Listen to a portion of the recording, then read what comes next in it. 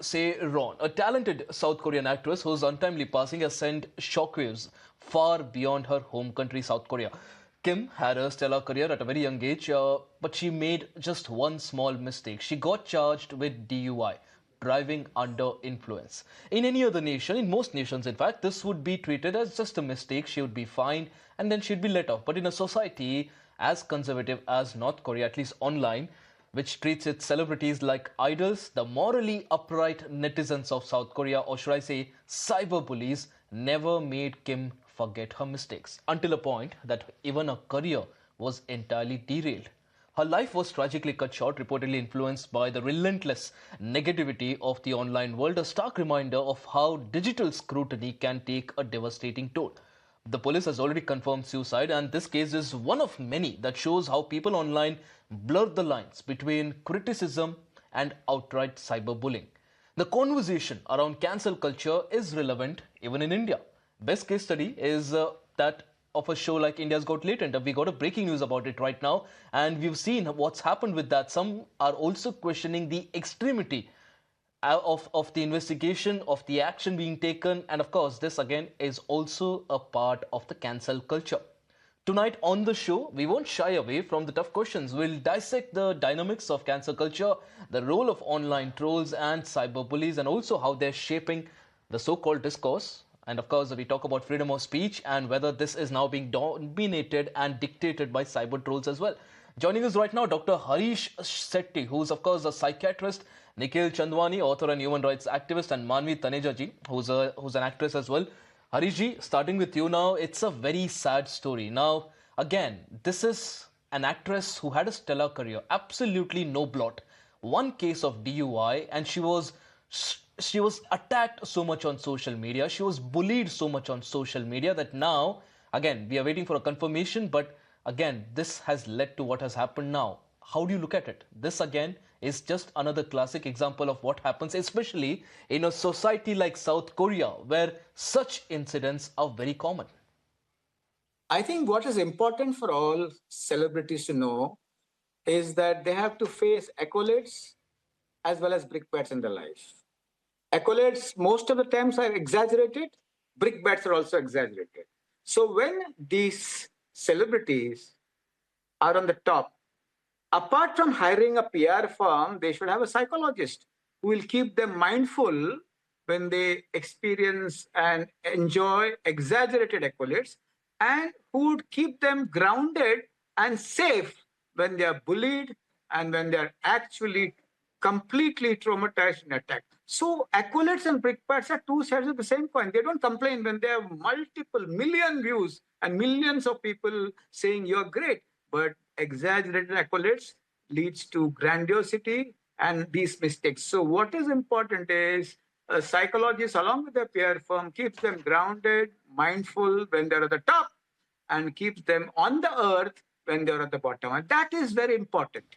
Well, all of them do not succumb to bullying, and a lot of some of the best professionals acting or in sports have been managing it very well because they have a good, safe space of friends. They have been available for their friends when they're in deep shit and deep trouble, and they are helped by their family and friends. So, a psychologist, along with the PR firm, to keep them grounded and mindful when they experience and enjoy exaggerated praise, and also to keep them on the earth when they actually face a lot of trauma and a lot of bullying. Absolutely. Dr. Shetty, this of course I think highlights the extremities of fame. With great power, great fame also comes a lot of responsibility, a lot of moral responsibility. And I think every celebrity should be open to criticism. But Nikhil Chandwani, at what point does this stop becoming criticism, and at what point does the line get blurred and this becomes cyberbullying? What's the line? According to me, is social media trial. Social media trial, I feel, is absolutely the worst thing that can happen to anybody right now. It is one of the most damaging experiences, to be honest. I was targeted. I am daily targeted by hundreds and hundreds of people from Pakistan every day. You can go read my comment section and it's everywhere.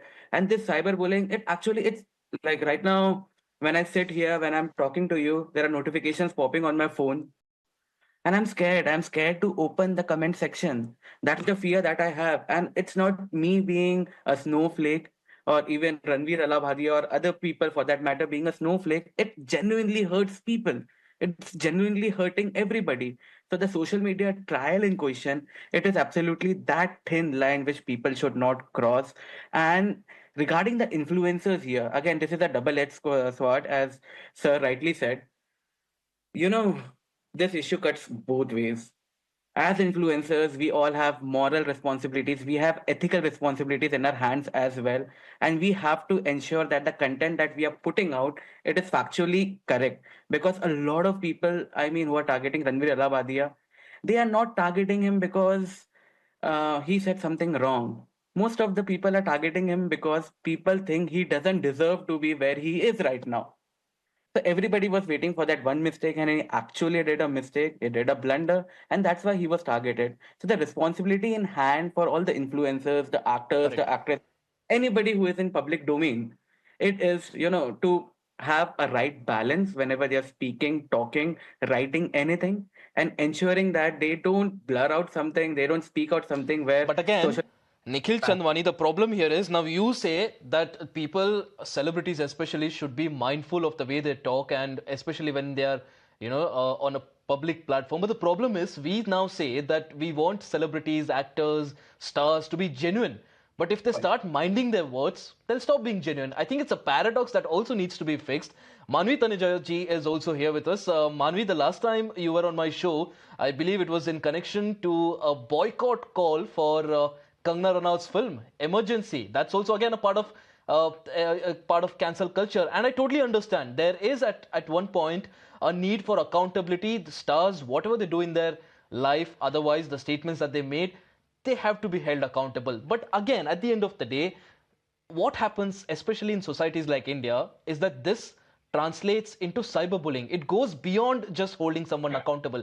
You start attacking them for being a woman. You start attacking them for being, their personal choices. So at what point does it become cyberbullying? If you talk about Kangana, I think we should not mix this with Kangana because there the movie was sort of a propaganda. If you talk about Ranveer or maybe any other actor, it's actually very sad when you see people start to promote boycott and hate culture on social media platform, even without realizing the fact that what will impact on others' life. Hate culture has its own repercussions on social media. One, if you don't like anyone's statement or you have made a mistake, just like a female who has died, people will start they will actually look out, they are actually looking at your profile and waiting that you make a mistake and we will catch hold of you, and they start a trolling trend on social media platform. If you talk about Ranveer Alawadia, he has given us so much of good content in the past through his podcast, but everybody has, मतलब सब भूल जाएंगे, they have just come across कि एक उसने गलती करी, now we'll catch hold of him. And if you talk about, there are many actors, Bollywood has also always been a soft target. If you talk about Ranveer Kapoor, he has made one statement, big beef, I'm a big beef guy, तो 11 साल बाद the video has been trolled. So people these days are becoming so sensitive, and the minute they don't like anything, the minute they find it disrespectful, it's not pleasant, they will start trolling you on social media platform, and it will change overall impact. The audience perception will change overnight, and which can lead to depression, anxiety, and in this case she has committed suicide. So I think people should look at a broader picture. They need to understand that by promoting hate culture or boycotting a film, you're not only boycotting the star, you're boycotting the entire production, the podcast production, as in the whole team, or maybe the film. बहुत सारा पैसा लगा है, ये जो movie है उसमें, movie या पॉडकास्ट या कोई भी शोज होता है, it involves it actually gives employment to many people, so you're targeting not only the star but in fact the entire team. But again, the problem is, if there is some substance to holding someone accountable, it should be promoted, no doubt. But the problem is, Dr. Harish Shetty, it eventually, if you look at what really happens, it just starts with a particular group having an issue with an individual. Then it slowly translates into a group of people having an issue, and then it almost becomes like they're trying to ensure mob justice. It's almost like a digital mob lynching that happens on social media, this whole cancel culture that you look at, a lot of people absolutely have no real opinion on it. They just want to participate and pull the other person down. I think one thing is very important for us to understand, that in globalization, hate and loneliness are two important symptoms across board. It's not only for actors and actresses, but across board. And hate is very infectious, and not only infectious, but very addictive. So there's a vicarious joy when people attack anybody. It could be a politician, it could be an actor, it could be actress. So that is something which is important for us to understand, that the middle ground is lost. There's either right or left, or there's either love or hate. There's no middle ground where we can have serious discussions, because in globalization, the emotional contact time has gone down, the family contact time has gone down. People are running around, and what they feel enjoyable is to use medieval emotions to attack people. When medieval emotions are running helter-skelter, which means we are not relaxed, which means we are not very, very mindful. There is no mindfulness around the populace, and they feel that it is their mission to run somebody down, thereby bringing down their anxiety and make them feel peaceful, and they do not look at their own issues.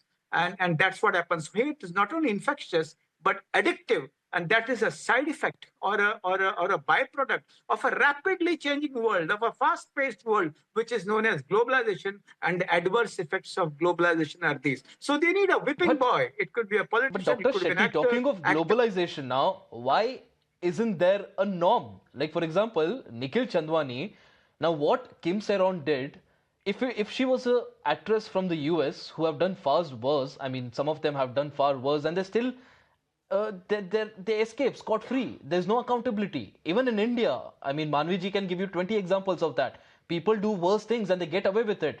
But again, is this the hypocrisy of the society that we look at? What's acceptable in one culture isn't acceptable in the other. But the problem is, people that consume the content in one culture from the other culture are absolutely livid when someone from their own tries to do it. So do you think it's also hypocrisy that we see on social media?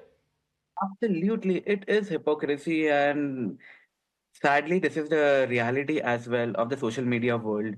The social media world, it's not a vacuum, to be honest, and we can educate, we can try to educate the mob, the audience, but sadly, whatever we do, it's not possible to educate all of them. A lot of people have tried, a lot of people have spoken against the cancel culture, but sadly, right now, we have to accept the fact that, as the psychologist, sir, he rightly said, there's either love or hatred. There's nothing in between. And because of that, we have to ensure Correct. that whatever we are not allowed to speak in real life, we shouldn't do that online. Because if we do that, there are certain battles which are not worth fighting, to be honest.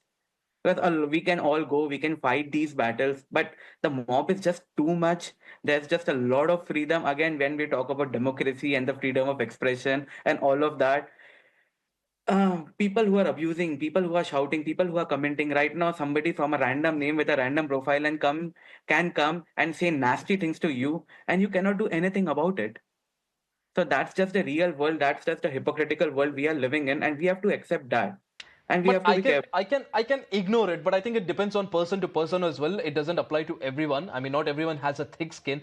And speaking of that, Manvi Taneja, now one of the things that Dr. Shetty and Nikhil are also talking about here is the very important need to find the middle ground. Now, when someone does something wrong, legally or morally or whatever it is, it again, what happens is that you see two sort of reactions. One, people completely defend that person. On the other hand, someone completely demands a boycott. Someone wants that person to be thrown out of the country.